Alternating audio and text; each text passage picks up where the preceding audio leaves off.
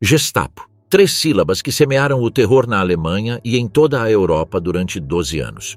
Os agentes desta instituição sinistra perseguiram, prenderam e entregaram inúmeras multidões, causando a morte e o sofrimento de milhões de seres humanos em estreita colaboração com a SS.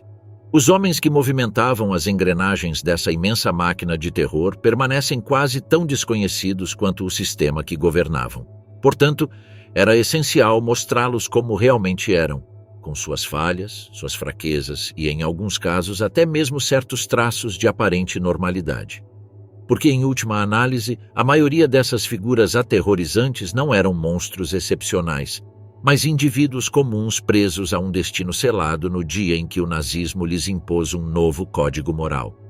Nesse código, a consciência foi substituída pela obediência absoluta aos dogmas ideológicos do regime. A grande maioria deles nunca sentiu remorso ou foi capaz de avaliar claramente a magnitude do ocorrido. Encaravam os julgamentos subsequentes simplesmente como um acerto de contas, uma retaliação natural do vencedor contra o derrotado. Para eles, brutalidade, assassinato e repressão faziam parte da ordem normal, do curso lógico das coisas. Agiam assim, convencidos de que estavam cumprindo seu dever. Os mais calculistas, porém, tentavam salvar suas vidas oferecendo informações privilegiadas ou se colocando a serviço dos vencedores. Quando a Gestapo foi criada em abril de 1933, ainda era uma organização muito pequena. Nos primeiros meses, sob o comando de Rudolf Diels, contava com apenas cerca de 50 a 80 agentes em Berlim, muitos deles transferidos da polícia prussiana. O crescimento foi rápido. Em 1934, com a absorção de estruturas policiais de outros estados alemães, a Gestapo já contava com centenas de agentes. Em 1939, sob o comando de Himmler e Reinhard Heydrich, o número total de membros era estimado em cerca de 15 mil. Quanto aos uniformes, nos primeiros anos não havia uniforme distintivo. Os oficiais geralmente usavam roupas civis, o que facilitava suas operações secretas e espalhava medo entre a população, pois qualquer um poderia suspeitar que um vizinho ou colega fosse um agente da Gestapo. A verdadeira mudança veio quando Heinrich Himmler assumiu o comando. Com sua visão implacável, disciplinada e fanática, a Gestapo deixou de ser uma simples agência policial e se tornou o eixo da repressão totalitária. Himmler já havia acumulado imenso poder quando se estabeleceu na sede da Gestapo, na Prinz-Albrechtstraße 8, de onde estendeu sua rede de controle sobre toda a Alemanha como uma aranha que domina cada fio de sua teia. Em 1º de janeiro, ele se dirigiu aos membros da SS com uma declaração direta e inequívoca. Nossa tarefa mais urgente é localizar todos os inimigos, visíveis e ocultos, do Führer e do nacionalsocialismo, derrotá-los e aniquilá-los. Para isso devemos estar preparados para derramar não apenas o nosso próprio sangue, mas também o dos outros. O teosofista do século XVIII, Jacob Böhme, escreveu que o corpo reflete as forças internas que o impulsionam. Essa ideia faz sentido quando observamos muitos dos líderes nazistas cujas feições pareciam trair seus instintos. O rosto de Röhm era marcado pela violência, Bormann transmitia repulsa, Heydrich e Kaltenbrunner personificavam a crueldade de suas ações em suas feições. Himmler, por outro lado, apresentou uma imagem diferente, um semblante comum, insípido, quase vulgar. Era de estatura mediana, talvez um pouco alto e de constituição robusta. Seu rosto redondo apresentava sinais de calvície prematura na testa e nas têmporas, apesar de ter pouco mais de 30 anos quando começou a forjar seu poder. Tinha a aparência de um burocrata comum, de um escriturário administrativo ou de um homem de negócios discreto. Seu queixo recuado não revelava firmeza, e o bigode mal escondia sua expressão frágil, emoldurada por orelhas grandes e proeminentes. Seu sorriso habitual lhe conferia um certo ar clerical. Havia, no entanto, 2 características que causavam preocupação: lábios muito finos, quase sem cor, e olhos azuis com um olhar fixo e penetrante, impossível de esconder atrás dos óculos redondos de aço que usava.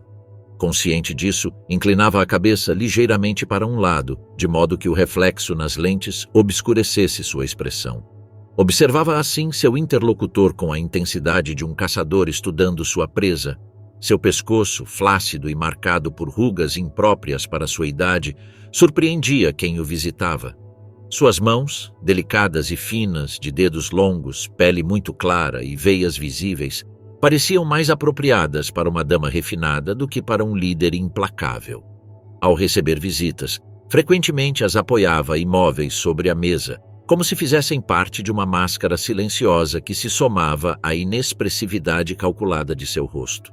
Os subordinados de Himmler frequentemente alegavam que ele nunca elogiava ou repreendia ninguém diretamente. Suas ordens eram deliberadamente ambíguas, forçando seus homens a decifrar e executar da melhor forma possível o que acreditavam que ele queria. Essa predileção pelo segredo era parte essencial de seu caráter. Quanto mais ele escondia seus planos, mais autoridade eles adquiriam, e desobedecer às suas ordens podia até custar-lhes a vida. Ele também se destacava por sua extraordinária ética de trabalho. Seu dia começava às 8 da manhã e quase sempre durava até as primeiras horas da manhã, às vezes até as 2. Ele nunca parava de trabalhar, nem mesmo durante as viagens. Em trens, aviões ou automóveis, estava sempre acompanhado por uma secretária que anotava cartas e ditados. Estava permanentemente conectado por rádio à sede da Gestapo e exigia que o sistema estivesse operacional o tempo todo. Não deixava nenhum documento passar despercebido. Anotava observações nas margens com um lápis verde claro e as marcava com GEL, seguido da data e de uma assinatura composta por 2 Gs entrelaçados. Esse detalhe aparentemente insignificante revelava muito sobre sua personalidade meticulosa. Göring, em contraste, assinava seus documentos com traços grossos de lápis vermelho, refletindo sua natureza ostentosa. Quando não estava viajando ou realizando inspeções não programadas, ele quebrava a rotina apenas para as refeições. Costumava comer no refeitório dos oficiais da SS ou da Gestapo, embora ocasionalmente fosse a restaurantes ou convidasse um colaborador para o café da manhã ou jantar. Nessas reuniões, ele parecia ser um anfitrião cordial, comunicativo e até jovial. Era paradoxal que, no auge de seu poder, quando era, de fato, a figura mais influente do regime, ele mantivesse um ar de modéstia. Em seu círculo íntimo, ele mantinha amizades de infância. Muitos o conheciam desde a escola e continuavam a chamá-lo de Heine, apelido que sobreviveu até mesmo dentro da SS, onde era respeitosamente chamado de Reichsheine. A contradição era grotesca.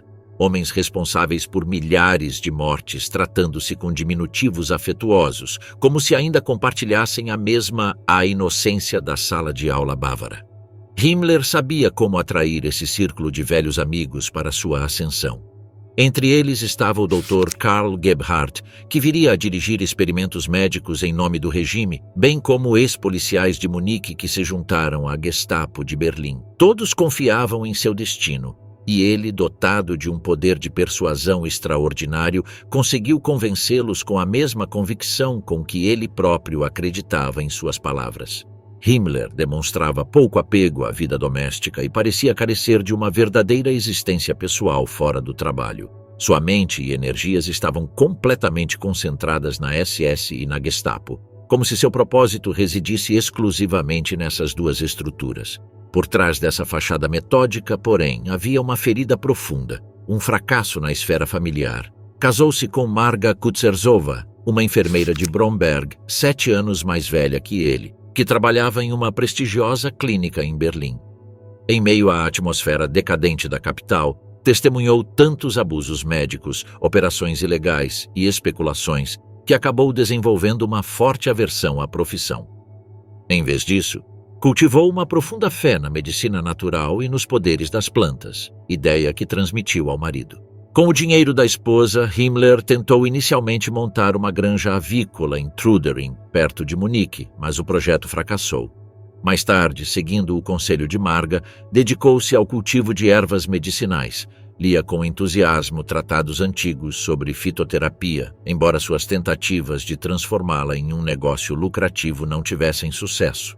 Mesmo assim, nunca abandonou seu fascínio por plantas medicinais e, uma vez no poder, ordenou que prisioneiros de campos de concentração trabalhassem em sua produção. Tensões com a esposa logo surgiram. O nascimento de sua filha, Gudrun, em 1928, não conseguiu salvar o casamento. Segundo o Dr. Karl Gebhardt, Himmler sofria de impotência parcial, um problema pessoal que nunca superou e que marcou sua vida. Mesmo assim, ele se opôs veementemente ao divórcio, alegando o bem-estar da filha, embora sua educação católica provavelmente tenha influenciado essa decisão. Com o tempo, ele começou um relacionamento com outra mulher, com quem teve mais 2 filhos, criados por uma ama de leite em Hohenlychen. Levar uma vida dupla lhe causou problemas financeiros frequentes, forçando-o a recorrer a empréstimos. Ele foi talvez o único líder nazista que não acumulou grande riqueza, apesar de sua posição e do clima de corrupção generalizada. Essa inclinação pessoal para uma certa honestidade o levou a desprezar abertamente Göring, que enriqueceu descaradamente por meio de negócios obscuros e dos privilégios de seu cargo. Himmler não possuía uma sólida formação cultural. Era um homem de educação superficial, com inclinações e obsessões românticas que permeavam as instituições que criou e, em grande medida, o próprio Terceiro Reich. Acreditava em magnetismo, mesmerismo, homeopatia, nas formas mais questionáveis de eugenia naturalista e no poder místico dos alimentos. Confiava em videntes, curandeiros, hipnotizadores e até mesmo bruxas, a quem consultava antes de tomar decisões importantes. Ele não estava sozinho. Outros líderes nazistas compartilhavam esse interesse pelo ocultismo nos primeiros anos de sua ascensão, muitos deles clientes do famoso mágico berlinense Rasmussen, que chegou a prever o incêndio do Reichstag. Himmler professava um fervoroso respeito pela disciplina militar. Segundo Gebhardt, ele levou ao extremo a velha máxima de que as ordens devem ser obedecidas, elevando-a a dogma para as estruturas que liderava. Isso não era tão difícil de impor em uma sociedade que, após longos períodos de servidão e tensão, havia alcançado com relativa facilidade a disciplina autoritária.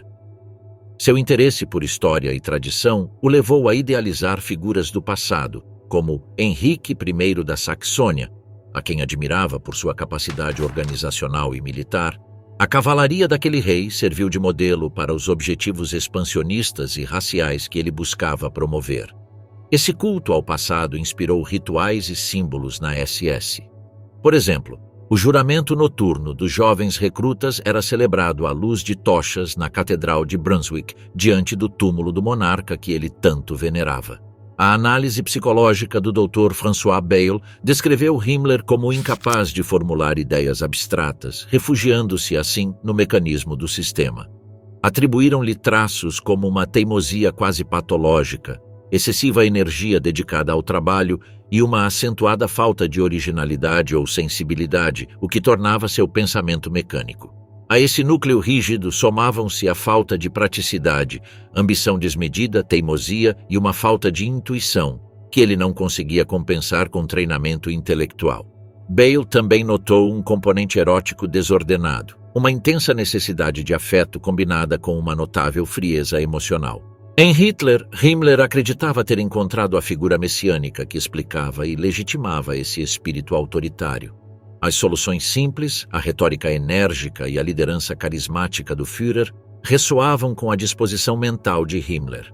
Quando Hitler falava de raça e pureza de sangue, ele tocava em uma corda já presente em Himmler, que durante sua experiência na agricultura aplicada, acreditava ser capaz de aplicar os princípios da seleção animal à ordem social humana. Para ele, eliminar os inúteis era uma medida de aprimoramento, e as ideias de Hitler sobre purificação racial e a luta pela força vital encontraram eco entusiasmado. Frases que exaltavam a eliminação dos fracos e a primazia da energia vital tornaram-se citações norteadoras que Himmler incorporou em suas ações políticas e administrativas. Para Himmler, Hitler não representava apenas um programa político, ele era um ideólogo totalizante. Seus discursos não eram meramente pragmáticos, mas substituíam uma fé. O nacionalsocialismo deveria funcionar como uma nova religião com objetivos, biológica. De acordo com essas premissas, a razão e a moralidade antiga eram obstáculos à criação do novo homem. A compaixão era apresentada como debilitante, e a política deveria favorecer os resistentes em detrimento dos fracos. Inspirado por essa visão, Himmler adotou e implementou com brutalidade metódica as políticas que buscavam concretizar essa visão biológica da sociedade. A onipresente Gestapo, assim, era um agente do terror. Himmler impôs à Gestapo os mesmos princípios de disciplina e sigilo que caracterizavam a SS, transformando-a em uma organização fechada e intocável. Após sua criação por Göring, a polícia política precisava de uma sede e vários prédios na Prinz-Albrecht-Straße, em Berlim, foram desocupados para abrigá-la, incluindo o Museu do Folclore e uma escola profissionalizante. Em 1934, Reinhard Heydrich assumiu a liderança efetiva da Gestapo. Já chefe do Serviço de Segurança da SS, ele combinava dois poderes, o de funcionário público e o de líder sênior do partido. Assim, ele podia usar tanto a estrutura administrativa quanto a nazista para seus próprios fins. Seus subordinados estavam presos a uma dupla obediência, ao Estado e ao partido, o que tornava impossível qualquer tentativa de oposição ou denúncia. O partido incorporou gradualmente as funções do Estado. A Lei de 1º de dezembro de 1933 proclamou inequivocamente que o Partido Nacional Socialista se tornaria o portador da ideia do Estado alemão, tornando-se assim inextricavelmente ligado às instituições oficiais. Funcionários públicos e comandantes militares integrados ao NSDAP compartilhavam a mesma missão, executar a vontade do partido e do Führer. Seu horizonte político era ambicioso e abrangente. Construir o Reich do milênio que havia sido pregado, transformar as bases sociais a longo prazo, reorganizar o mapa mundi e promover a supremacia racial para estender seu domínio. O partido deixou de ser apenas mais uma força política e se tornou a matriz de valores sagrados que legitimavam as ações do Estado. Ser expulso de suas fileiras equivalia, na prática, a perder todo o sustento e posição social. Para muitos, era uma sentença equivalente ao ostracismo. Mas a ameaça que pairava sobre aqueles que duvidavam era ainda mais feroz dentro da SS. Himmler insistia que qualquer indício de deslealdade ao Führer, mesmo em pensamento, era punível com expulsão da SS e uma busca incessante pelo desaparecimento do dissidente. A Gestapo assumiu então a tarefa de silenciar o debate interno e erradicar não apenas adversários políticos, mas também aqueles que questionavam os dogmas oficiais. Para isso, precisava de uma presença absoluta na vida pública e privada. Himmler e Heydrich trabalharam durante anos para aperfeiçoar esse mecanismo. Construíram arquivos monumentais que registravam até os mínimos detalhes dos eventos. Opositores.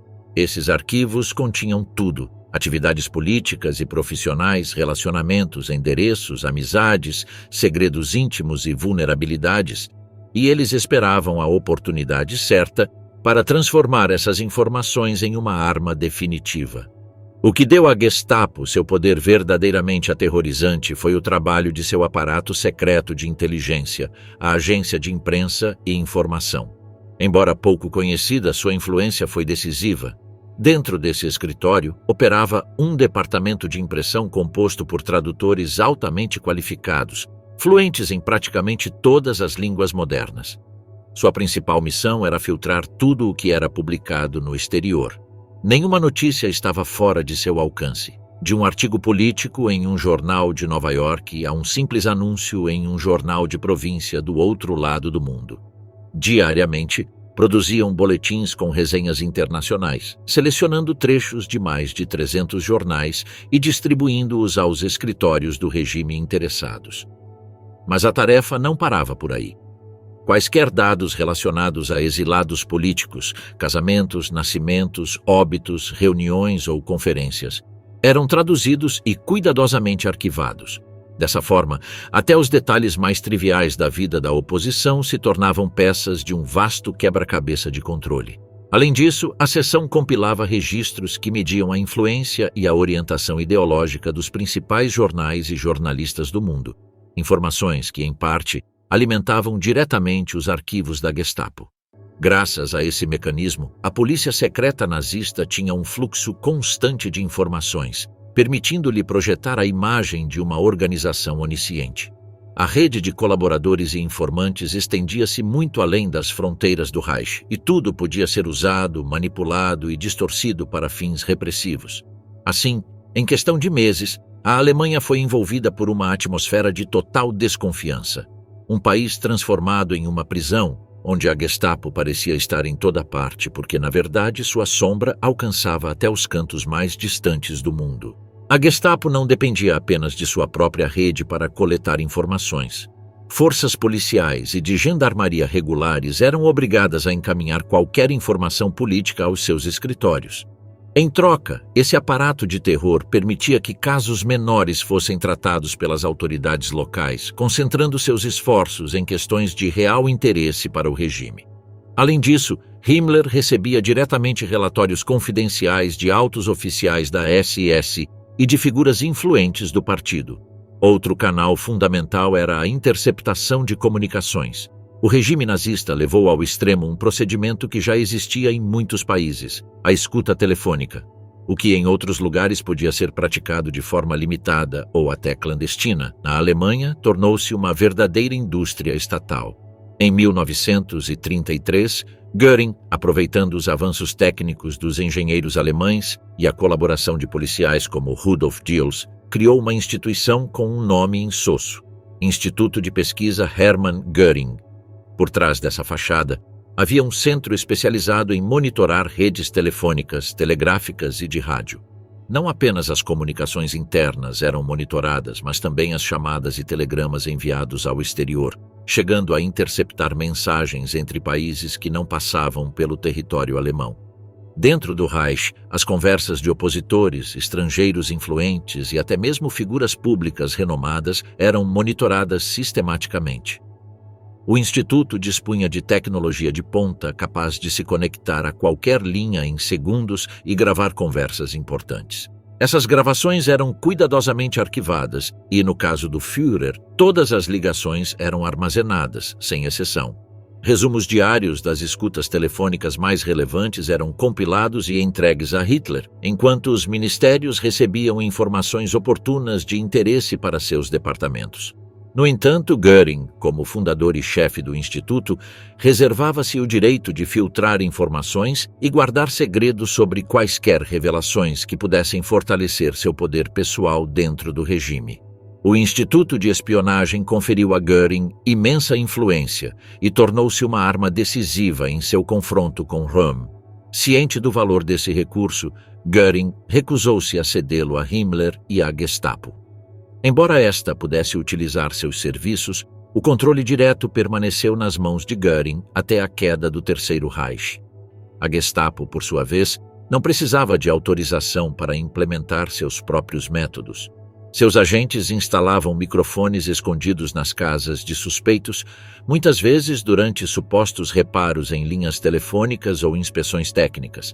Dessa forma, espionavam conversas privadas, mesmo na privacidade do lar. Ninguém estava seguro. Em 1934, por exemplo, Hjalmar Schacht, o ministro interino, ficou horrorizado ao descobrir que sua sala de estar havia sido grampeada, que sua empregada estava colaborando com a polícia secreta e que suas conversas noturnas no quarto estavam sendo gravadas secretamente. A espionagem tornou-se uma presença constante na vida alemã. O marechal de campo Erhard Milch declarou em Nuremberg que os cidadãos temiam mais a Gestapo do que a própria SS. Em suas palavras, todos acreditavam estar sob vigilância independentemente de patente ou posição. A polícia secreta acumulava arquivos sobre cada indivíduo e muitos dos julgamentos subsequentes baseavam-se nesses registros. Ninguém estava acima de qualquer suspeita.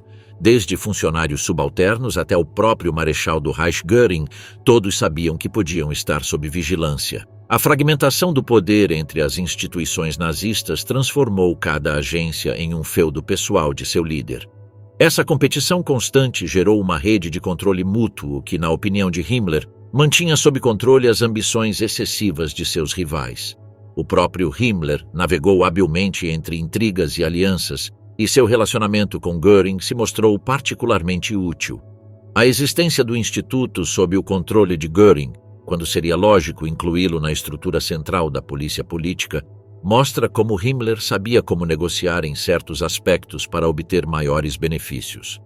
No entanto, a Gestapo e o SD acabaram instalando grampos secretos contra o próprio Göring, o que destruiu qualquer equilíbrio. Nessa luta pela supremacia, marcada pela desconfiança, pela frieza calculada e pela crueldade sistemática, Himmler encontrou seu aliado mais eficaz em Reinhard Heydrich, um colaborador brilhante e implacável, com o talento político necessário para consolidar seu domínio. Quem foi Heydrich e qual foi seu papel na Gestapo? No verão de 1932, Heinrich Himmler decidiu reorganizar o aparato de inteligência da SS. Ciente da formação e do talento de Reinhard Heydrich nessa área, nomeou-o responsável pela reorganização e promoveu-o ao posto de Standartenführer. Até então, cada destacamento da SS contava apenas com um pequeno grupo de 2 ou 3 homens encarregados de supervisionar a segurança e a inteligência. Como o próprio Himmler recordou, a missão desses agentes era simples, mas crucial. Eles tinham que antecipar os movimentos de seus adversários, saber com antecedência se os comunistas estavam planejando uma manifestação, se havia a possibilidade de uma emboscada ou qualquer outra ação dirigida contra membros do partido. Já em 1931, Himmler decidiu separar esses agentes de inteligência do restante da SS para formar uma estrutura independente. Foi então que nasceu o Sicherheitsdienst, mais conhecido como SD, ao qual ele deu o nome de Serviço de Segurança do Reichsführer SS. Embora em seus primeiros anos tenha permanecido como uma ferramenta interna destinada à proteção pessoal de Himmler e à segurança da organização SS, essa unidade logo se tornaria o núcleo do sistema de inteligência nazista. Heydrich era um homem com um passado turbulento, que logo causaria arrepios em muitos alemães, embora parecesse inofensivo à primeira vista. Apresentava-se como um oficial ariano alto, de maneiras refinadas, com cabelos lisos, eriçados e ruivos, cuidadosamente repartidos em 2 partes desiguais. Seu porte era imponente e majestoso, com a postura militar tão valorizada na época. Seu rosto era inconfundível. Uma testa larga e afundada cobria pequenos olhos azuis emoldurados por pálpebras pesadas e semicerradas que conferiam ao seu olhar um ar enigmático. Aquela expressão enviesada que alguns associavam a distantes feições asiáticas teria sido suficiente para contradizer as teorias raciais de Himmler se ele se tivesse dedicado a ela. Seu rosto longo e oval não tinha orelhas grandes que prejudicariam a harmonia de suas feições. Ele tinha um nariz reto e alongado, um tanto largo na base e muito fino no topo. Sua boca larga, com lábios grossos e bem definidos, destacava-se poderosamente naquele semblante viril. Sua voz também era marcante, estranhamente aguda para um homem de sua constituição atlética, como se 2 tons mais altos do que o normal contrastassem com a solidez de seu corpo. Suas mãos, brancas, esbeltas e bem cuidadas, tinham a delicadeza e a expressividade das de uma mulher. Era impossível não notar como ele acompanhava cada palavra com gestos animados, tão expressivos quanto seu próprio rosto. Enquanto Himmler tentava esconder suas emoções por trás da máscara fria da imperturbabilidade, Heydrich era incapaz de controlar seu temperamento explosivo. Sua fala era hesitante, apressada por pensamentos que se precipitavam sobre suas palavras. Ele temia, acima de tudo, ser mal interpretado, e essa urgência o fazia tropeçar nas próprias frases.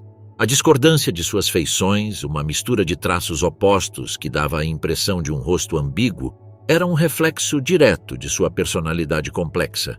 Heydrich se apresentava como um homem culto e sociável. Destacava-se como um exímio cavaleiro e espadachim, considerado um dos melhores esgrimistas de sua época, e também demonstrava um gosto refinado pelas artes. Sua paixão pela música era notória. Como violinista de grande talento, cuidava muito bem das mãos e frequentemente encantava círculos seletos em saraus privados, onde recebia aplausos por apresentações de notável qualidade. No entanto, por trás daquela fachada elegante e de sua predileção por tudo o que era britânico, escondiam-se explosões de personalidade que perturbavam aqueles ao seu redor. Sua vida privada revelava um desequilíbrio acentuado. Sempre em busca de novas sensações, não hesitava em explorar os bairros mais sórdidos de Berlim com seus entes queridos, passando a noite em tavernas e cafés, até acabar em bordéis famosos por oferecer os excessos mais obscuros. Nem mesmo sua alta posição o impedia de tais aventuras. Mas o que realmente o distinguia era sua crueldade sem limites. Até os mais severos torturadores da Gestapo o temiam, tendo testemunhado agir com um sadismo que ultrapassava o dos mais brutais carrascos. Essa característica, combinada com um intelecto aguçado, uma vontade de ferro e um orgulho sem limites, fazia dele uma figura formidável. Himmler valorizava a disciplina com que Heydrich encobria seus excessos, embora por baixo dessa máscara controlada se escondesse uma arrogância insaciável. Nos primeiros anos do regime, quando Hitler ainda consolidava seu poder, Heydrich chegou a investigar rumores sobre as origens familiares do Führer, um tópico que muitos evitavam. A obsessão genealógica que permeava a elite nazista encontrou um eco curioso quando, após sua morte, Wilhelm Canaris afirmou ter encontrado documentos entre seus pertences que sugeriam ascendência judaica. Seu temperamento era vulcânico. Perdia o controle facilmente, explodindo em gritos, insultos e ameaças contra seus subordinados, embora essas explosões sempre se limitassem ao seu escritório. Em sua vida privada, era tomado por um ciúme mórbido da esposa, uma mulher distante que o impulsionava a galgar os degraus da escada para alcançar o padrão de vida que ela desejava. Heydrich a monitorava constantemente, obcecado por sua fidelidade. A inveja o consumia, não apenas em relação aos seus adversários, mas também às conquistas dos seus amigos. Ele cobiçava poder, prestígio e riqueza, e não conhecia limites em sua busca por eles. Heydrich repetia com frequência uma máxima que o definia: tudo depende do líder. Em sua busca por consolidar o poder, ele transformou a rivalidade interna em um método de controle. Colocou deliberadamente seus colaboradores uns contra os outros, explorou-os ao extremo e, quando deixaram de ser úteis ou se tornaram uma ameaça devido aos seus talentos, ele os eliminou de seu círculo sem hesitar. Esse sistema de vigilância recíproca, concebido no estilo do nazismo, permitiu-lhe manter a supremacia absoluta sobre seu entorno. Ele não hesitava em desafiar até mesmo as figuras mais influentes do regime. Seu estilo direto e calculista lhe rendeu inimigos poderosos, nutria um ódio visceral por Canaris, Boll e Ribbentrop, chegando a entrar em conflito com Himmler. No entanto, todas essas batalhas políticas eram travadas nas sombras. Sua predileção pela violência se entrelaçava com uma obsessão pelo sigilo, provavelmente derivada de um profundo complexo de inferioridade. Em seu círculo, os subordinados evitavam usar seu nome e se referiam a ele por um apelido enigmático, S. Ele tinha uma estranha incapacidade de olhar nos olhos de alguém ao falar e, embora pudesse ser implacável a portas fechadas, raramente atacava diretamente um adversário que o desafiasse de frente. Essa contradição revelava a natureza ambígua de um homem que combinava brutalidade e fragilidade psicológica. Sua profunda adesão aos ideais nazistas o levou a se tornar não apenas um executor, mas também um ideólogo. De sua liderança no SD, ele o transformou em uma organização que controlava não apenas a conduta dos membros da SS, mas também sua pureza doutrinária. Ele se apresentava como um guardião moral, quando na realidade, por trás desse manto, havia um assassino disfarçado de pregador. De seu escritório na Prinz Albrechtstraße 8, Reinhard Heydrich construiu com calma e precisão uma vasta rede de controle que se estenderia por todo o Reich. Em apenas 5 anos, ele conseguiu consolidar um sistema de espionagem e repressão tão eficiente que transformou a Alemanha em uma nação sob vigilância em todos os cantos. Em 1934, alguns dos observadores mais astutos já alertavam que essa estrutura de poder estava inevitavelmente levando o país a um conflito de proporções globais. A Gestapo governa a Polônia, o punho de ferro do Reich. Durante o inverno de 1941 a 1942, enquanto as unidades da SS realizavam a purificação em massa da população civil nas zonas soviéticas ocupadas, Himmler dirigiu-se aos oficiais da SS para encorajá-los diante dos horrores crescentes que até eles encaravam com choque. Ele os lembrou veementemente de que o trabalho que estavam realizando naqueles territórios, realocação forçada e repressão, era necessário e os instou a prosseguir com determinação, mesmo que isso significasse fuzilamentos em massa e medidas extremas contra populações inteiras. A Polônia logo se tornou um laboratório para essas práticas. Em suas cidades e territórios, sob a administração do governo geral, Técnicas de controle, expulsão e aniquilação foram experimentadas e aperfeiçoadas, as quais seriam posteriormente aplicadas em larga escala em todo o continente. Logo após o fim da campanha militar, em 7 de outubro de 1939, Hitler assinou um decreto, apoiado por Göring e Keitel, nomeando Himmler como comissário responsável por estabelecer a raça alemã nas terras tomadas e concedendo-lhe plenos poderes para realizar o que ficou conhecido como germanização. O mandato conferido a Himmler deu-lhe carta branca para transformar o território demográfica e culturalmente. Ele estava autorizado a transferir colonos de sangue alemão para essas áreas, erradicar a influência de populações consideradas estrangeiras e estabelecer assentamentos alemães. Himmler explicou claramente sua visão. Não se tratava de assimilar os habitantes ensinando-lhes a língua alemã ou as leis alemãs, mas sim de garantir que o leste permanecesse habitado apenas por alemães puros. Essa lógica racial era a pedra angular de sua política. Para materializar essa ideia, ele implementou medidas sistemáticas, enfraquecendo e excluindo a elite cultural polonesa, distribuindo propriedades expropriadas entre colonos alemães e, de maneira particularmente brutal, a seleção e apropriação de menores considerados racialmente apropriados. Himmler argumentou sem emoção aparente que era lícito separar crianças de suas famílias e integrá-las a famílias ou instituições alemãs se isso produzisse bom sangue. Em seu discurso frio e pragmático, ele justificou essa prática como uma forma de extrair elementos, grupos raciais úteis e, quando necessário, não hesitou em definir a expulsão ou eliminação de grupos inteiros como uma parte inevitável do processo de construção do Reich. Poloneses e judeus foram desapropriados de suas propriedades. Casas, fazendas e terras passaram para as mãos daqueles que o regime definiu como colonos, isto é, alemães puros, trazidos do exterior e reassentados nos territórios conquistados.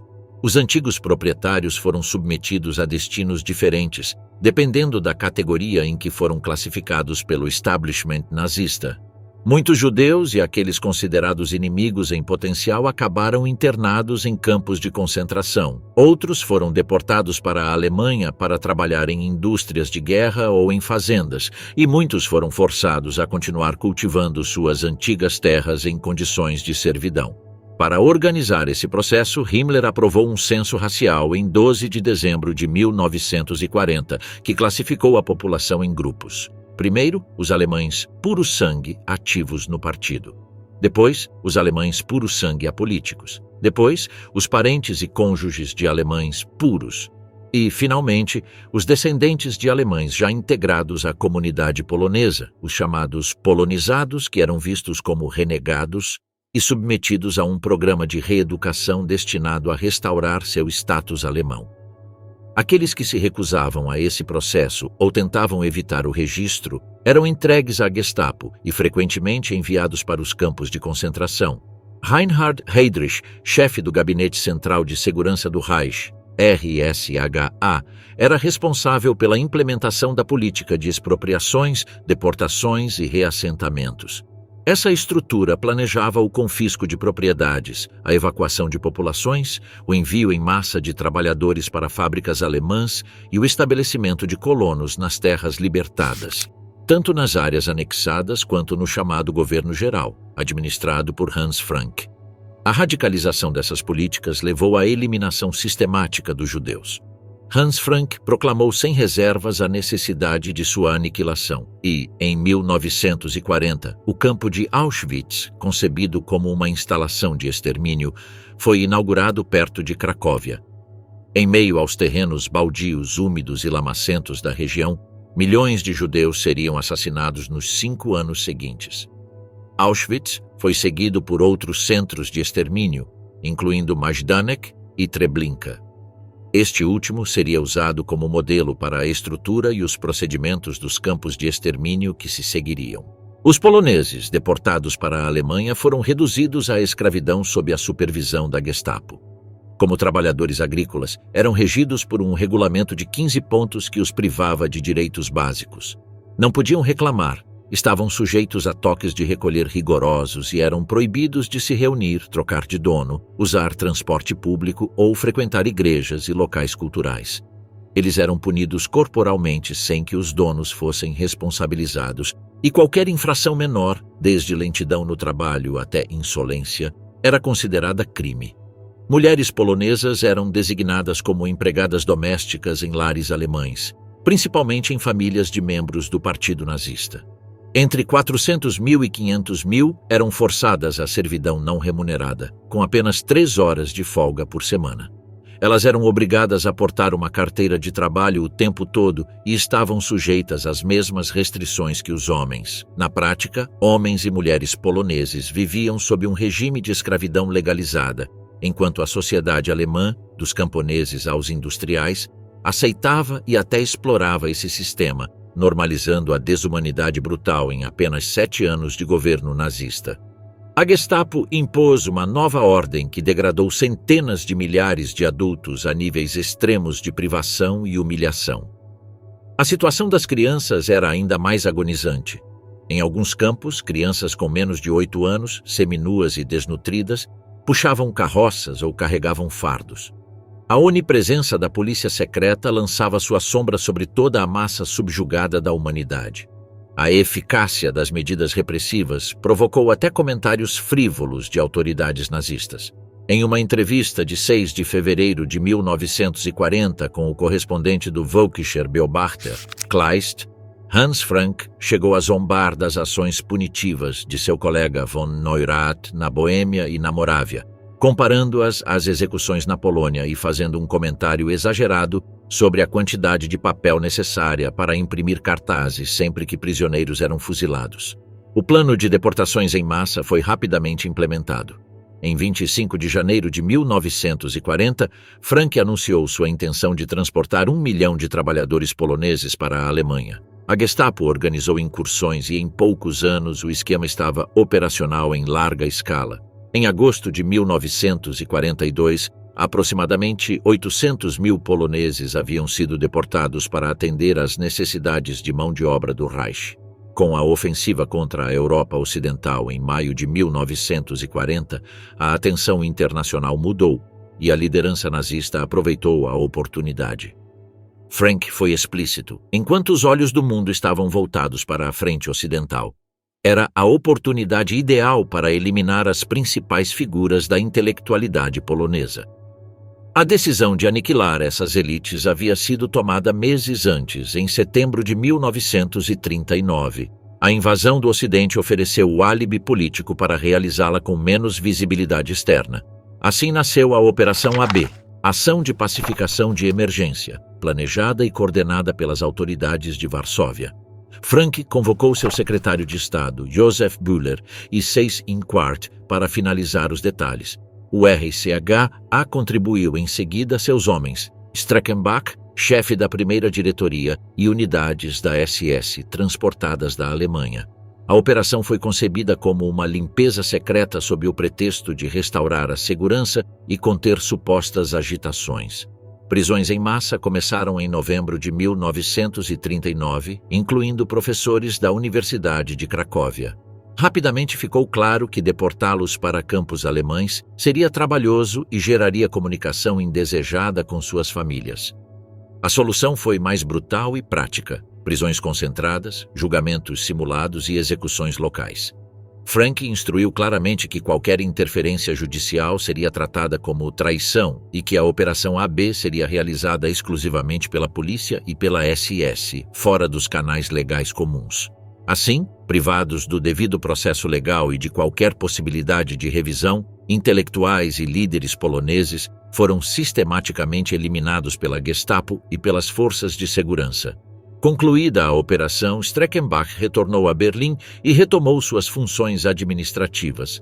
Uma cerimônia formal foi realizada em sua homenagem, na qual Frank proferiu palavras de felicitação por um trabalho bem feito, encerrando friamente o ciclo de violência burocrática.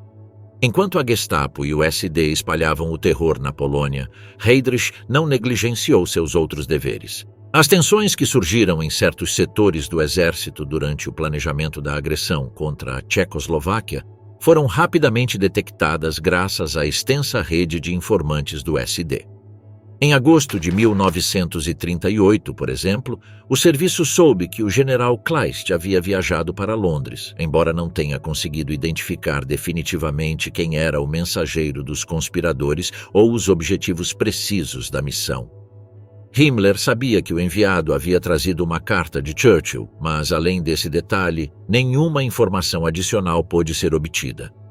Um ano depois, às vésperas da invasão da Polônia, preocupações ressurgiram em alguns círculos militares, embora com pouca determinação. Diante desse clima de dúvida, Himmler e Heydrich ordenaram uma investigação completa para determinar a extensão da agitação e, acima de tudo, se havia ligações entre a oposição secreta na Alemanha e os serviços secretos britânicos. A investigação interna não produziu resultados claros, então a investigação se voltou para o exterior, concentrando-se nos próprios contatos britânicos.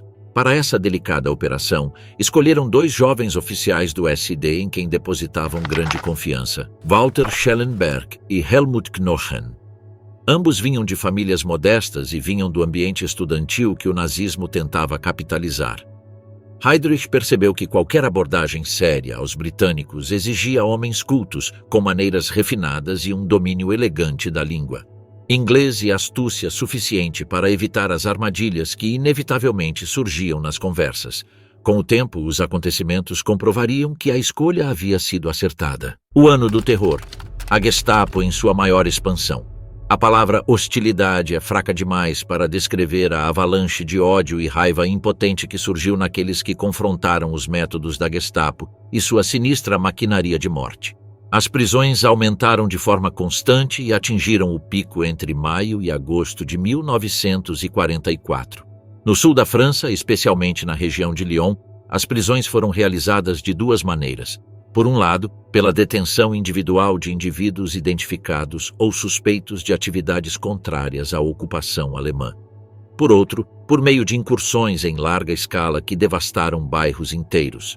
Algumas das operações mais massivas ocorreram na França em agosto e dezembro de 1941, em julho de 1942, com a captura de milhares de judeus, em novembro de 1943 na Universidade de Estrasburgo, transferida para Clermont-Ferrand. Em janeiro de 1943, em Marselha, com 40.000 detidos. Em 24 de dezembro de 1943, em Grenoble. Em 24 de dezembro de 1944, em Cluny. Em maio de 1944, em Figeac e Ezieux. E em julho de 1944, em Figeac e Ezieux. 1944, em Saint-Paul-de-Léon e Locmine. Estratégias semelhantes foram empregadas na Bélgica, Holanda e Dinamarca. Na Europa Central e Oriental, contudo, a repressão atingiu proporções ainda mais brutais. Populações inteiras foram submetidas a prisões indiscriminadas, expulsões forçadas, deportações em massa e trabalho escravo. A repressão se espalhou sem limites, deixando para trás um rastro de terror e destruição. Os interrogatórios dos presos pela Gestapo eram quase sempre acompanhados de tortura. Geralmente, a menos que houvesse uma urgência específica, a primeira sessão não ocorria imediatamente, mas sim semanas após a prisão. Os métodos de coerção eram semelhantes em todos os centros. Os prisioneiros eram forçados a se ajoelhar sobre bordas de madeira enquanto seus ombros eram pressionados. Em outras ocasiões, eram pendurados pelos braços até perderem a consciência. Golpes com os punhos, chutes e chicotes feitos com tendões de animais eram comuns. Quando a vítima desmaiava, era reanimada com água fria. Mutilações como limar dentes, arrancar unhas e queimar com cigarros e maçaricos também eram realizadas. Choques elétricos eram outro procedimento. Um cabo era preso ao pé e o outro às partes íntimas do corpo. A pele da sola dos pés também era cortada, e o prisioneiro era forçado a caminhar sobre sal. Em alguns casos, trapos embebidos em gasolina eram colocados entre os dedos e incendiados. Uma das formas mais cruéis de tortura envolvia a imersão do detido, algemado, em água gelada. Sua cabeça era empurrada para baixo da superfície até que ele quase se afogasse, e então, segurando-o pelos cabelos, o levantavam para forçá-lo a respirar. Se ele se recusasse a dar informações, o processo era repetido inúmeras vezes. As mulheres também não eram imunes ao tormento. Com elas, os carrascos frequentemente recorriam a métodos mais calculados e tortuosos. Colaboradores da Gestapo na França competiam com seus superiores alemães, elaborando procedimentos cada vez mais atrozes. No país, praticamente ninguém ignorava a existência da tortura. Alguns a negavam por conveniência política, outros achavam os depoimentos exagerados. Mas laudos médicos, autópsias, provas materiais e até as confissões dos próprios algozes, repletas de detalhes, confirmavam a brutalidade de métodos de crueldade indescritível. Cada filial da Gestapo operava de forma autônoma, sem coordenação com as demais devido a rivalidades internas e regras de sigilo. Assim, era comum que várias filiais solicitassem o mesmo detento para interrogatório no mesmo dia. O prisioneiro era transportado em veículos compartimentados, geralmente da prisão de Fresnes, e aguardava sua vez em celas improvisadas. Na Rue de Saussay, as celas eram distribuídas por todo o prédio. Nos subsolos, havia algumas um pouco maiores, enquanto nos andares superiores, salas de serviço eram convertidas em celas improvisadas. Lá, 5 ou 6 pessoas eram amontoadas em espaços pequenos e sufocantes, algemadas ou acorrentadas a argolas fixadas na parede, esperando por longas horas. Quando chegava a hora do interrogatório, o prisioneiro era recebido com uma saraivada de golpes. Se caísse no chão, era chutado e espancado com tanta violência que frequentemente sofria costelas fraturadas ou membros estilhaçados. As sessões podiam durar horas, combinando ameaças dirigidas à família do detido, muitas vezes cumpridas com falsas promessas de clemência. Os acusados eram obrigados a permanecer de pé sem pausa, enquanto os carrascos se revezavam para manter o ritmo de espancamentos e intimidação. Para quebrar a resistência dos mais ferrenhos, métodos considerados mais sofisticados eram utilizados. O sadismo dos algozes parecia não ter limites e sua criatividade em inventar novas formas de suplício multiplicava-se sem cessar, gerando técnicas que os próprios autores ostentavam com orgulho. Era uma reminiscência dos tempos medievais, quando os executores passavam os segredos do ofício de geração em geração. O clima de indulgência concedido pelo regime nazista, combinado com as circunstâncias da guerra, abriu caminho para que os instintos mais obscuros aflorassem em indivíduos que, à primeira vista, eram pessoas comuns e corretas. Alguns se desculparam alegando que estavam simplesmente seguindo a tendência geral ou que temiam ser acusados de traição caso não participassem. Outros, no entanto, não tinham escrúpulos em admitir que sentiam prazer nessas sessões de tortura. O sofrimento alheio se tornava sua fonte de entretenimento e poder. Assim, essas práticas desumanas não se limitaram aos grandes centros de repressão, mas se espalharam como uma praga, estando presentes até mesmo no mais modesto escritório local da Gestapo, onde a crueldade sempre encontrou terreno fértil. Essas torturas eram infligidas a pessoas já debilitadas pelo confinamento. Naquela época, cerca de 40 mil prisioneiros haviam morrido em prisões francesas. A esse número somavam-se aqueles executados por tribunais franceses, alemães ou militares, além daqueles eliminados sem julgamento em campos de concentração instalados em solo francês. Os detentos eram confinados em celas minúsculas dentro de prisões superlotadas, onde 15 homens cabiam em apenas 7 ou 8 metros quadrados. A comida era escassa, eles viviam cercados por uma imundície indescritível, cobertos de parasitas, sem receber cartas, pacotes ou visitas, completamente isolados do mundo exterior. Somente uma coragem férrea, uma força de vontade quase sobre-humana, permitiu-lhes suportar a dor e a pressão para não trair os seus companheiros que permaneciam à solta. A maioria não conseguiu suportar. Muitos sucumbiram, tanto física quanto espiritualmente, sob o tormento que sofreram. Mas em tais condições, quem ousaria julgá-los? Quando a Gestapo sentia que não conseguia mais obter informações de um detento, ela o enviava para o exílio em um trem de deportação ou o entregava a um tribunal alemão. No caso do exílio, a sentença era uma morte lenta, marcada por trabalhos forçados, fome, doenças e abusos. As transferências eram realizadas em vagões de gado lotados com entre 100 e 120 pessoas. As viagens, que geralmente duravam 3 dias, ocorriam na escuridão, em um calor sufocante e em completa ausência de ar, água ou comida. Nos comboios para Buchenwald e Dachau, aproximadamente um quarto dos prisioneiros morreu antes de chegar. Entre 1º de janeiro e 25 de agosto de 1944, data da partida do último comboio, 326 trens partiram da França, sem contar os da Alsácia e da Lorena. Cada um transportava entre 1.000 e 2.000 deportados. O número de trens anuais demonstra o ritmo crescente da repressão. 3 em 1940, 19 em 1941, 104 em 1942 e 257 em 1943. No total, cerca de 250.000 pessoas foram expulsas da França, das quais apenas 35.000 retornaram, a maioria física e mentalmente devastada. Em Dachau, as câmaras de gás, que abrigavam cerca de 300 pessoas em 1942, foram ampliadas no ano seguinte para 1.000, e em 1945 já podiam abrigar 2.000. A vida dentro dos campos de concentração foi descrita em detalhes em inúmeros depoimentos de sobreviventes. Aqueles que conseguiram escapar com vida compreenderam em primeira mão a essência do nazismo. Era um universo de escravos submetidos aos caprichos de um punhado de mestres onde a liberdade não existia. Desde a chegada, os prisioneiros eram avisados de que jamais sairiam vivos. Em alguns campos, os recém-chegados ouviam a frase macabra: "Só há uma saída, a chaminé". Em outros, uma placa na entrada repetia a mesma mensagem.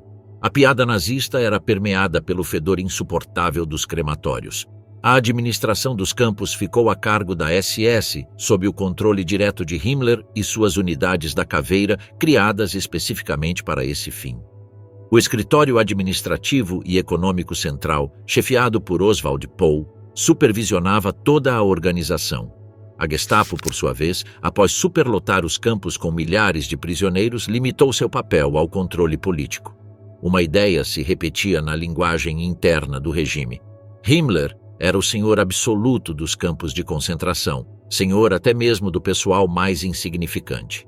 Himmler, Heydrich e, mais tarde, Kaltenbrunner faziam visitas regulares aos campos de concentração. Eles testemunharam em primeira mão o trabalho forçado que levava à morte dos prisioneiros. Assistiram a execuções e visitaram as instalações de extermínio, incluindo as câmaras de gás. Nesse universo de horror, o macabro havia se tornado rotina. Os cadáveres eram despojados de coroas dentárias e próteses de ouro, que eram enviadas ao departamento econômico da SS, juntamente com armações de óculos e alianças. Em certa ocasião, Oswald Pohl foi convidado para um banquete pelo Reichsbank. Antes do jantar, os altos funcionários percorreram os porões do banco, onde lhes foram mostrados baús com mercadorias dos campos. Lingotes de ouro derretidos arrancados das vítimas, armações de óculos empilhadas, canetas, tinteiro e dentes inteiros estavam expostos em pilhas. Após contemplarem essa riqueza sinistra, os convidados dirigiram-se silenciosamente à mesa do banquete. Quando os aliados ocuparam os campos, encontraram restos desse saque. Quase 21.000 quilos de lingotes de ouro e dezenas de carroças de peles. As empresas que utilizavam mão de obra escrava também não ficaram de fora. Os salários dos prisioneiros nunca chegavam até elas. Eram transferidos diretamente para o serviço econômico da SS. Só em 1943, essas contas no Reichsbank ultrapassaram 100 milhões de marcos. Nada era desperdiçado. Até o impensável era explorado. Os ossos dos mortos eram moídos para fazer fertilizante, e a gordura humana era transformada em sabão. Era o ápice de um sistema que transformava a morte em um negócio. Quando o Exército Vermelho libertou Auschwitz, fez uma descoberta macabra. 7 toneladas de cabelo pertencentes a cerca de 140.000 mulheres.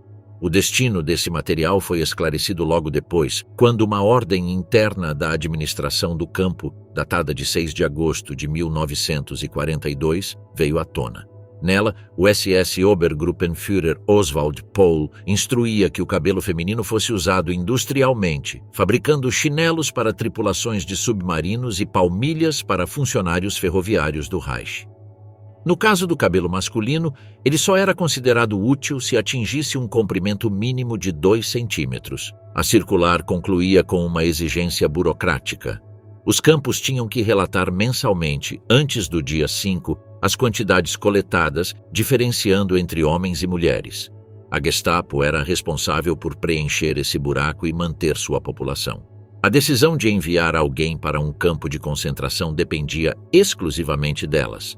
Apenas algumas assinaturas eram válidas. As de Heydrich, como chefe do RSHA, de seu sucessor Kaltenbrunner, e, na ausência deles, a do próprio Müller, chefe da Gestapo. Quando era preciso mão de obra, a decisão era deles. Uma diretiva de Müller, de 17 de dezembro de 1942, ordenou que 35 mil prisioneiros aptos para o trabalho fossem transferidos para campos de concentração até o final de janeiro de 1943. Dentro de cada campo, a Gestapo tinha seu próprio braço, a chamada seção política. Essa estrutura era temida por todos e uma fonte de tensão com o comando do campo, que via seus privilégios com desconfiança. Ao receber um novo prisioneiro, ele era submetido a um interrogatório exaustivo para coletar informações sobre sua vida. Um arquivo era aberto com toda a documentação, e um arquivo centralizado mantinha arquivos que permitiam o acesso a informações detalhadas a qualquer momento. O chefe da seção podia convocar qualquer detento à vontade, e essa convocação era um dos maiores pesadelos. Muitos nunca retornaram depois de serem levados para lá. O medo era tanto que alguns até morreram de ataques cardíacos causados pelo terror de receber uma convocação. A Gestapo também incentivava a espionagem entre os prisioneiros. Recrutar informantes era extremamente difícil, pois a mera suspeita de delação equivalia a uma sentença de morte entre os companheiros de cela. Casos considerados graves eram resolvidos no bunker, a prisão interna do campo, onde atrocidades desenfreadas eram cometidas. Lá, os detentos eram despidos, brutalmente torturados e quase sempre executados após interrogatório. Todo prisioneiro libertado que saía de um campo era obrigado a se apresentar imediata e obrigatoriamente à Gestapo da cidade onde residia, na data marcada. Antes de sua partida definitiva, ele ou ela era obrigado a passar pela seção política do campo para assinar uma declaração prometendo nunca revelar o que tinha visto ou descrever as condições de vida dos prisioneiros. Após 1940, tais libertações tornaram-se praticamente inexistentes. Em Buchenwald, nada foi deixado ao acaso. Ao chegarem, os prisioneiros soviéticos eram enviados para a seção política sob o rótulo de tratamento especial, uma fórmula burocrática que cobria o processo de eliminação sistemática. Os comissários políticos foram as primeiras vítimas, seguidos por oficiais, líderes do Komsomol e militantes comunistas. Para identificar quadros e ativistas, informantes da Guarda Branca foram alocados nos campos, que identificaram oficiais e líderes políticos entre os recém-deportados. Himmler orgulhosamente reivindicou a arquitetura sistemática desse terror. Em um de seus escritos, justificou a existência dos campos de concentração, descrevendo seus habitantes como elementos marginais e perigosos, e defendeu a educação ali praticada como um método de impor disciplina e ordem. Em sua visão, somente por meio de uma disciplina rígida seria possível alcançar a humanidade, que em sua linguagem pertencia exclusivamente ao povo alemão. Os campos também eram espaços de exposição. Delegações da SS, da Wehrmacht e do partido vinham frequentemente visitar os detentos. Um ex-prisioneiro relembrou a sensação de ser observado como um animal de zoológico. Um espetáculo cuidadosamente preparado era organizado para o visitante. Uma espécie de um desfile de vítimas no qual criminosos comuns, funcionários depostos, autoridades estrangeiras, pessoas acusadas de sua orientação sexual, ciganos, clérigos, nobres poloneses e acadêmicos apareciam um após o outro. Essa encenação grotesca, na qual prisioneiros selecionados por suas deficiências ou prestígio desfilavam sob risos e aplausos, respondia a uma estratégia deliberada: mostrar à sociedade a degradação do inimigo e consolidar a desumanização como ferramenta política. O mito da superioridade racial alemã serviu de base ideológica para o extermínio planejado. Uma ordem assinada por Himmler em 11 de agosto de 1942 ilustrou claramente essa lógica absurda. Autorizava castigos corporais a prisioneiros alemães, mas estes só poderiam ser aplicados a outros detentos da mesma nacionalidade. Uma regra que, longe de proporcionar conforto, condenava muitos a morrer sob os espancamentos de seus próprios compatriotas. Esses regulamentos eram supervisionados por oficiais da Gestapo, que também controlavam a administração interna dos campos. Seu trabalho incluía a elaboração de relatórios periódicos para Müller, que os encaminhava a Heydrich, que por sua vez os enviava a Himmler. É revelador que alguns oficiais de Mauthausen tenham sido disciplinados por erros administrativos, enquanto o médico-chefe do campo, indiferente, ordenou a morte de 2 jovens judeus holandeses recém-chegados, apenas para conservar seus dentes e fazer um grotesco peso de papel para seu escritório. Nesse universo fechado, o nazismo impôs sua própria lógica implacável. Assassinatos em massa, organizados por métodos industriais, eram considerados rotina para a SS, que apenas cumpria ordens. O que aos olhos de hoje parece um crime monstruoso, para eles era um dever. Em contraste, até mesmo a menor irregularidade burocrática era considerada uma ofensa imperdoável aos princípios do partido, cuja doutrina era apresentada como a única verdade possível. Dentro dessa mentalidade, o assassinato de prisioneiros não era visto como crime. Os nazistas o equiparavam ao trabalho de um açougueiro em um matadouro, tão natural quanto abater um animal. Para eles, membros de raças consideradas inferiores ou inimigas do Reich não mereciam compaixão, e seu extermínio era visto como um ato legítimo e até honroso. Quanto aos prisioneiros da Gestapo, as libertações eram praticamente inexistentes. Mesmo sem acusações graves, raramente eram libertados. Se suspeitas graves surgissem durante os interrogatórios ou confissões fossem extraídas por meio de tortura, o caso podia ser encaminhado a um tribunal militar. Em Paris, esse tribunal ficava na Rue Boissy d'Anglas 11. Embora, em teoria, agissem de forma independente, qualquer sentença era inútil.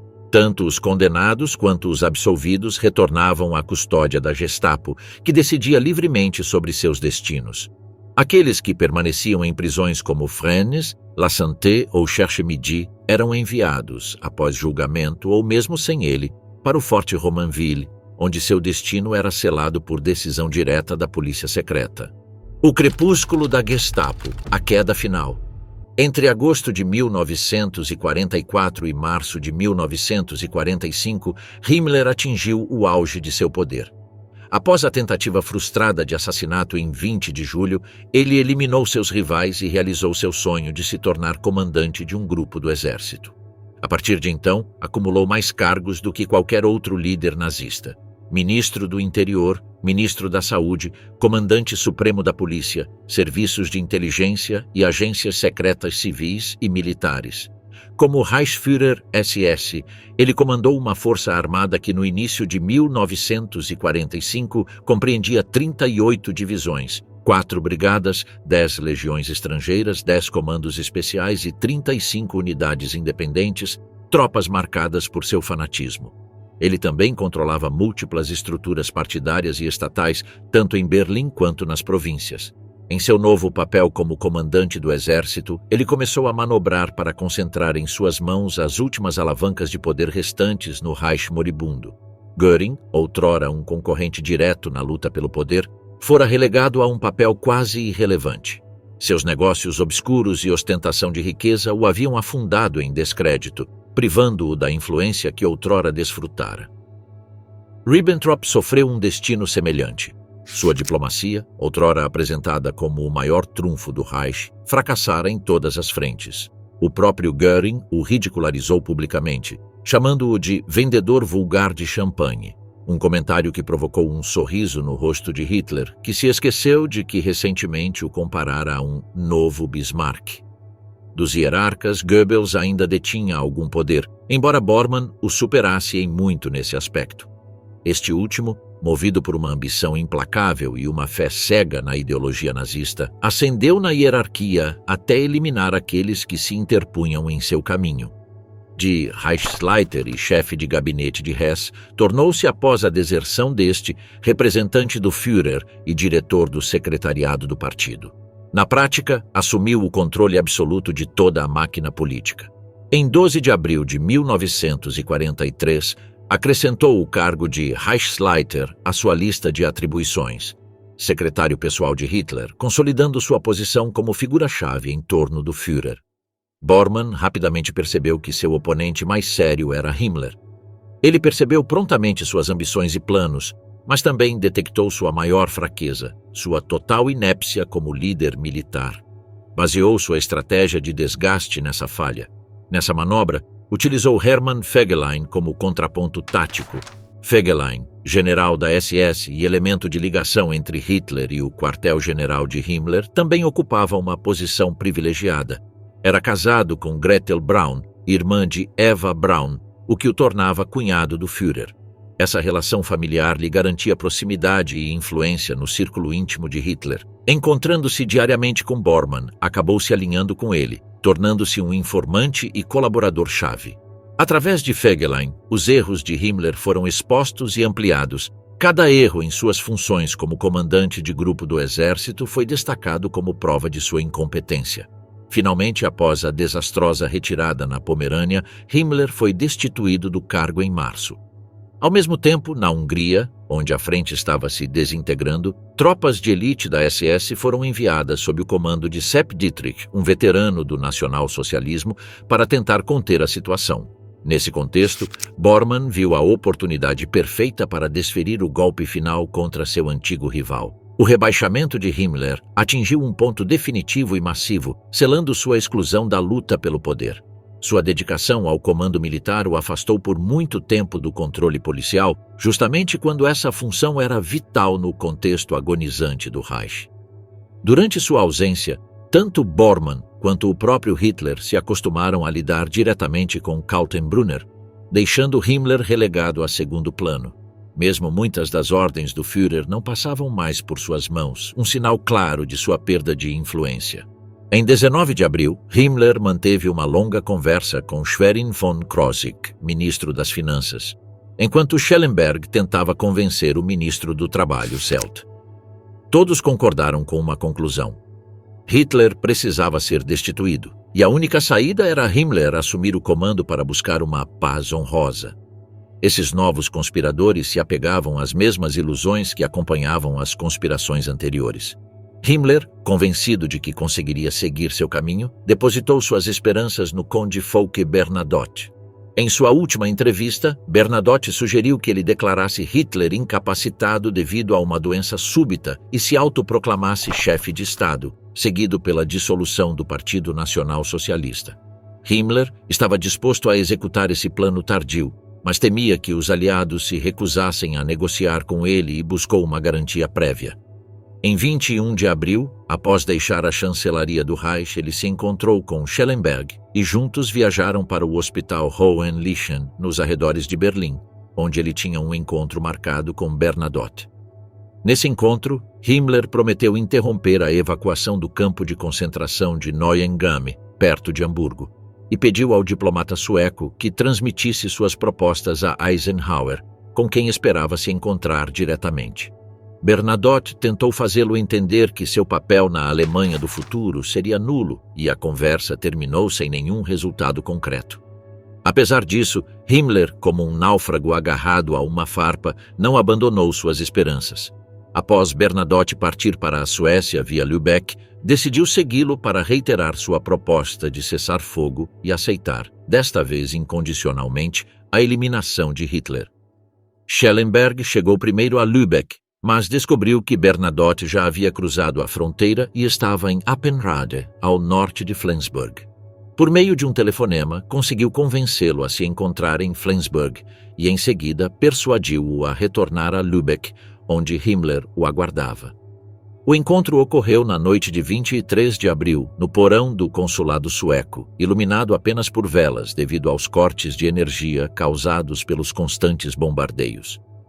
Durante 5 horas de negociações, Bernadotte concordou em levar as propostas de Himmler ao seu governo, embora tenha enfatizado que somente ele decidiria se elas seriam repassadas aos aliados. Himmler imediatamente redigiu uma carta ao ministro das Relações Exteriores da Suécia, Christian Günther, solicitando que ele facilitasse a entrega de sua oferta aos americanos. No entanto, no dia seguinte, uma declaração do presidente Truman descartou categoricamente qualquer rendição parcial, frustrando as últimas esperanças do Reichsführer SS. Em 22 de abril, Himmler soube que Hitler havia ordenado a execução de seu antigo médico pessoal, Karl Brandt, por enviar sua esposa aos Estados Unidos. A prisão de Brandt, na Turíngia, confirmou que, mesmo confinado no bunker, Hitler ainda mantinha o poder de impor sua vontade. Enquanto tudo isso acontecia, a última e desesperada jornada de Himmler começou. Após se despedir do conde Bernadotte em Lübeck, ele começou a circular pelos poucos territórios que ainda não haviam caído nas mãos dos aliados, como um predador preso em uma jaula que se fechava cada vez mais.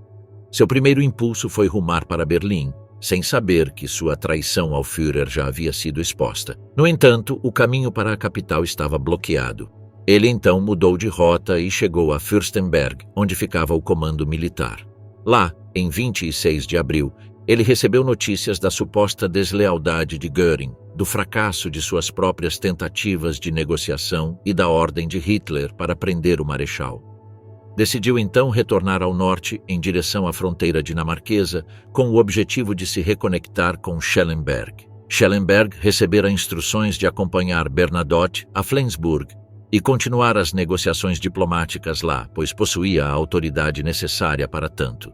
Schellenberg já estava na Dinamarca e retornou a Flensburg em 30 de abril, apenas para descobrir que havia sido destituído de suas responsabilidades. Hitler, plenamente ciente de seu envolvimento nas manobras de Himmler, não o perdoou.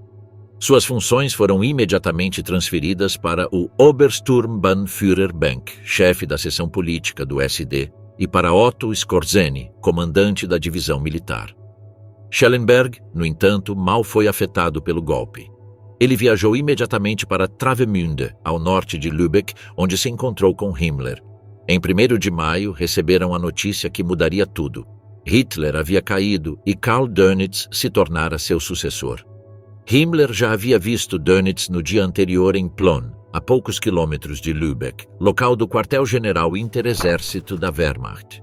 Decidiu retornar imediatamente para consultar os próximos passos. Schellenberg, que o acompanhava, optou por manter contato com Schwerin von Krosigk, membro do novo governo. Naquela mesma noite, partiu para a Dinamarca para continuar as negociações. Após um breve retorno a Plön, partiu para Estocolmo, onde acabaria se envolvendo nos preparativos para a capitulação alemã. Himmler juntou-se ao novo gabinete, que em 4 de maio transferiu sua sede de Plön para Mürwik, instalando-se na Academia Naval perto de Flensburg. Lá, Dönitz estava cercado por oficiais exaustos e líderes desorientados. Keitel, Jodl e outros oficiais de alta patente ainda brincavam com a ideia absurda de prolongar a guerra na Noruega. O próprio Dönitz convocou o comissário do Reich Terboven e os generais Böhm e Lindemann para discutir a possibilidade de manter a resistência na Escandinávia. Muitos líderes nazistas, tentando salvar a própria pele, compareceram para bajular o novo governo. Essa elite, incapaz de admitir a derrota, preferiu multiplicar o sofrimento da população alemã a aceitar o inevitável. Enquanto isso, os bombardeios aliados continuavam a ceifar vidas desnecessariamente. Em meio a esse emaranhado de rumores, intrigas e desespero, Himmler tentou desaparecer de cena. Em 6 de maio, o governo de Flensburg decidiu pela rendição total do Reich e no mesmo dia o Reichsführer SS foi afastado de suas funções. Ele havia se tornado um peso morto. Sentindo o perigo que o cercava, ele desapareceu.